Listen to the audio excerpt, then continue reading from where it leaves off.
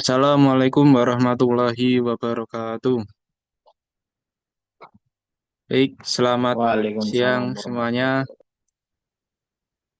wabarakatuh. Kami dari kelompok 25 dengan beranggotakan satu Angelika Adilia dengan nomor NIM akhir 143, Dimas Edi Kurniawan dengan NIM akhir 146, Lutfi Caesar Yazudi dengan NIM akhir 147, Muhammad Nabil Mumtaz NIM akhir 148, dan Taufik Ismail dengan NIM akhir 149. Di sini kami akan memaparkan sebuah materi tentang manajemen pemasaran. Yang pertama yaitu memahami tentang apa itu manajemen pemasaran. Jadi, manajemen pemasaran adalah seni dan ilmu memilih target pasar serta mendapatkan, mempertahankan, dan membutuhkan pelanggan melalui penciptaan, penyampaian, dan komunikasi nilai pelanggan yang unggul atau Kotler dan Keller. Secara umum, pemasaran adalah proses sosial dan manajerial di mana individu dan kelompok memperoleh apa yang mereka butuhkan dan inginkan melalui penciptaan serta pertukaran produk yang bernilai bagi orang lain.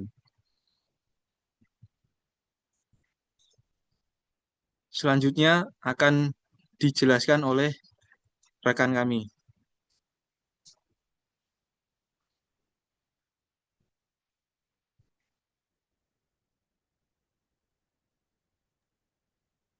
Oke, baik. Selanjutnya itu peran pemasaran dalam dunia industri. Pemasaran disebut sebagai ujung tombak perusahaan karena menentukan keberhasilan penjualan, laba, dan loyalitas pelanggan. Pemasaran membentuk aset tak berwujud seperti merek, citra, dan kepercayaan pelanggan yang menjadi kunci pertumbuhan berkelanjutan. Next.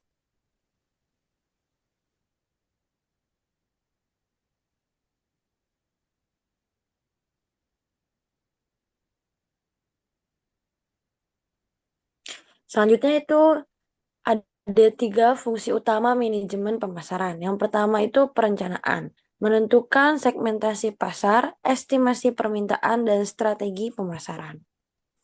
Yang kedua, pemecahan masalah, problem solving, menggunakan hasil riset pasar untuk keputusan produk, harga, tempat, dan promosi. Yang terakhir itu ada evaluasi dan pengendalian controlling, menilai efektivitas, strategi, dan pelaksanaannya. Next, selanjutnya akan dijelaskan oleh rekan saya yaitu Taufik Ismail.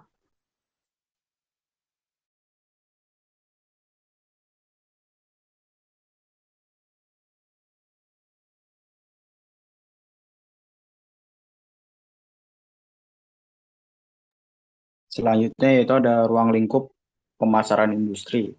Ruang lingkup mencakup produk, harga, distribusi, promosi, dan perilaku konsumen bisnis. Pasar industri terdiri dari organisasi yang membeli barang atau jasa untuk diproses kembali atau dijual kembali dengan hubungan jangka panjang, pembelian dalam jumlah besar, dan keputusannya lebih profesional. Kemudian ada bauran pemasaran atau 4P. Bauran pemasaran klasik terdiri dari produk yang berfokus pada kualitas, fitur teknis, dan kemampuan kostumisasi. Kemudian ada price yang ditetapkan berdasarkan biaya dan nilai yang dirasakan oleh pelanggan termasuk penawaran diskon. Yang ketiga ada promotion di sektor industri meliputi pameran, presentasi teknis, dan layanan purna jual. Kemudian ada place, menekan saluran distribusi andal dan manajemen rantai pasok. Namun kini berkembang menjadi 4P baru yaitu people, proses, program, performance yang mencerminkan pendekatan holistik marketing, menekankan pentingnya kreativitas, inovasi, tanggung jawab sosial. Next.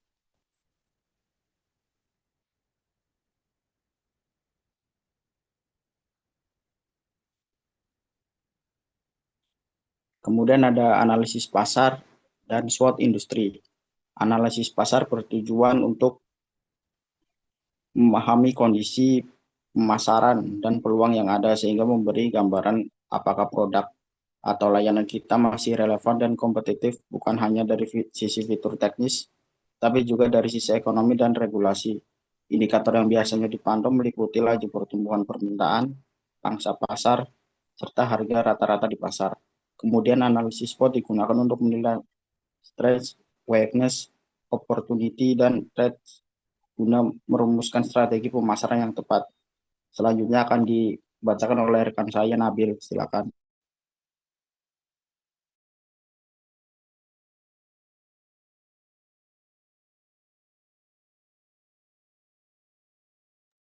Oke, selanjutnya ada analisis pasar. Proses sistematis untuk memahami kondisi pasar, perilaku konsumen, potensi peminatan, serta kekuatan pesaing agar perusahaan dapat menentukan strategi pemasaran yang efektif. Tujuan analisis pasar. Yang pertama, mengetahui peluang dan ancaman pasar yang sedang dihadapi. Dua, mengidentifikasi kebutuhan dan keinginan konsumen, baik konsumen akhir maupun industri. Yang ketiga, menentukan posisi perusahaan dibandingkan pesaing. Dan yang keempat, menjadi dasar perumusan strategi pemasaran dan perencanaan bisnis jangka panjang. Selanjutnya.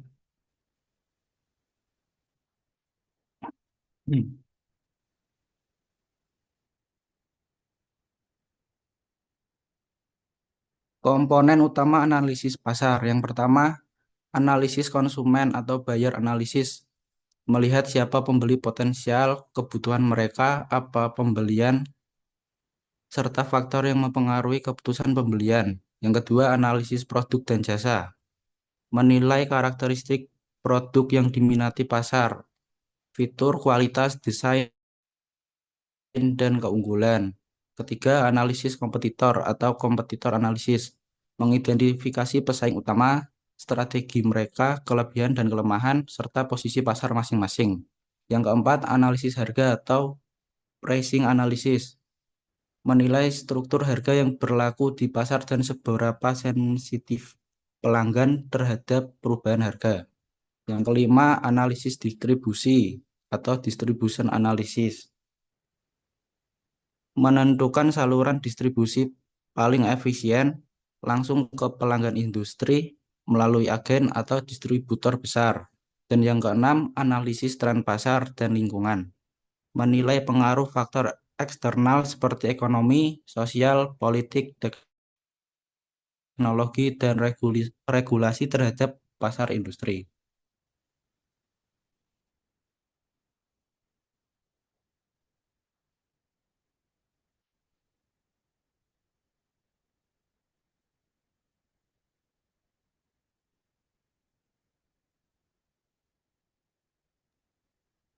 Kemudian ada makna dari setiap komponen SWOT, yaitu pertama ada strength atau kekuatan, memiliki makna faktor internal yang menjadi keunggulan perusahaan dibanding pesaing. Contoh dalam industri yaitu teknologi produksi canggih, kualitas SDM tinggi, merek kuat, dan jaringan distribusi luas. Kemudian ada weakness atau kelemahan, faktor internal yang menghambat kinerja atau daya saing. Contohnya dalam industri yaitu biaya yang tinggi, modal terbatas, dan sistem logistik kurang efisien. Yang ketiga ada opportunities atau peluang yang memiliki makna kondisi eksternal yang bisa dimanfaatkan untuk pertumbuhan. Contohnya tren digitalisasi industri, permintaan meningkat, dukungan pemerintah untuk ekspor. Yang keempat ada threats atau ancaman yang memiliki makna faktor eksternal yang bisa menghambat pencapaian tujuan. Contohnya munculnya pesaing baru, perubahan kebijakan impor, dan fluktuasi harga bahan baku. Selanjutnya,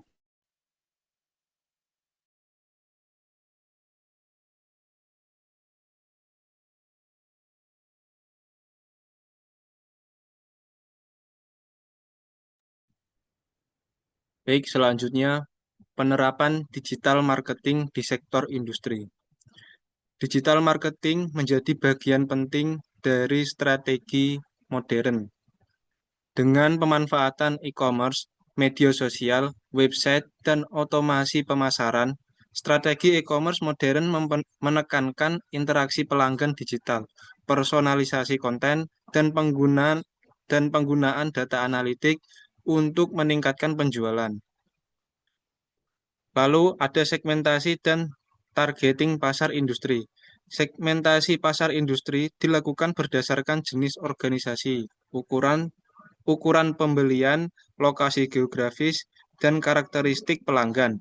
Setelah segmentasi, perusahaan menentukan target pasar yang paling potensial untuk dijangkau dan dilayani dengan strategi pemasaran spesifik.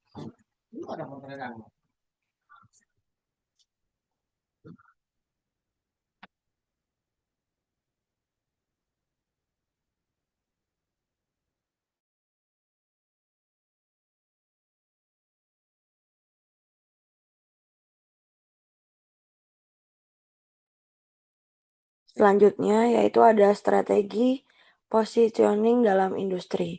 Digital marketing menjadi bagian penting dari strategi modern dengan pemanfaatan e-commerce, media sosial, website, dan otomasi pemasaran. Strategi e-commerce modern menekankan interaksi pelanggan digital, personalisasi konten, dan penggunaan data analitik untuk meningkatkan penjualan. Bentuk dan strategi digital marketing dalam industri. Yang pertama itu ada website dan SEO, Search Engine Optimization. Perusahaan industri menggunakan situs resmi untuk menampilkan profil, katalog produk, dan layanan. SEO digunakan agar website mudah ditemukan di Google. Contoh, pabrik komponen otomotif menampilkan spesifikasi produk untuk pelanggan internasional. Yang kedua itu ada sosial media marketing, LinkedIn, Instagram, dan YouTube. Media sosial digunakan untuk memperkuat brand awareness dan menampilkan proses produksi atau testimoni pelanggan. B2B, LinkedIn efektif untuk networking antar perusahaan. Yang ketiga ada email marketing dan CRM, Customer Relationship Management, pengiriman buletin digital, katalog, atau penawaran harga langsung ke pelanggan industri. CRM digital memungkinkan perusahaan memantau histori pembelian dan menjaga hubungan jangka panjang. Yang keempat ada e-commerce dan marketplace B2B. Banyak industri kini memasarkan produk melalui platform B2B seperti Alibaba, Trading atau Tokopedia bisnis untuk memperluas pasar tanpa batas geografis. Selanjutnya,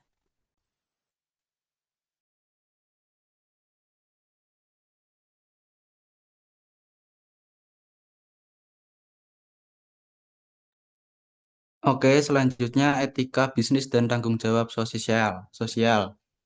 Manajemen pemasaran harus berlandaskan hukum, etika, norma sosial, dan kesejahteraan masyarakat. Perusahaan wajib menerapkan program tanggung jawab sosial seperti CSR agar kegiatan bisnis memberi manfaat luas dan menjaga reputasi serta kepercayaan publik naskah.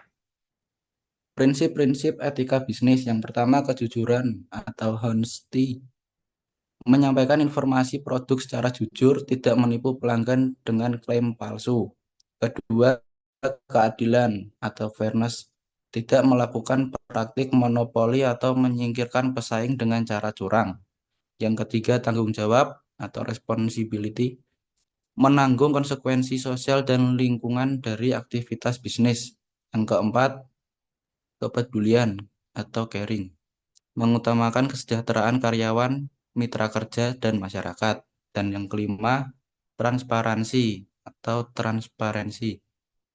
Menyampaikan informasi dengan terbuka, termasuk dalam hal harga dan resiko produk.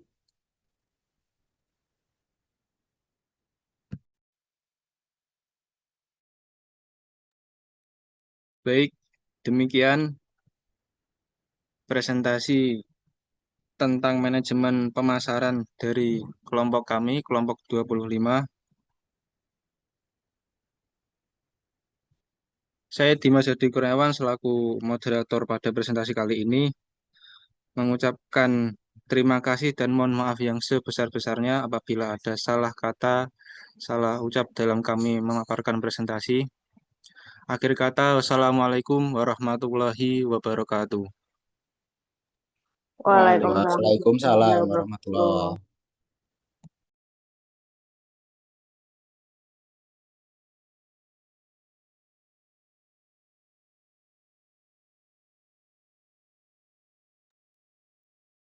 Ini habis. Ini nyimpennya cara gimana nih?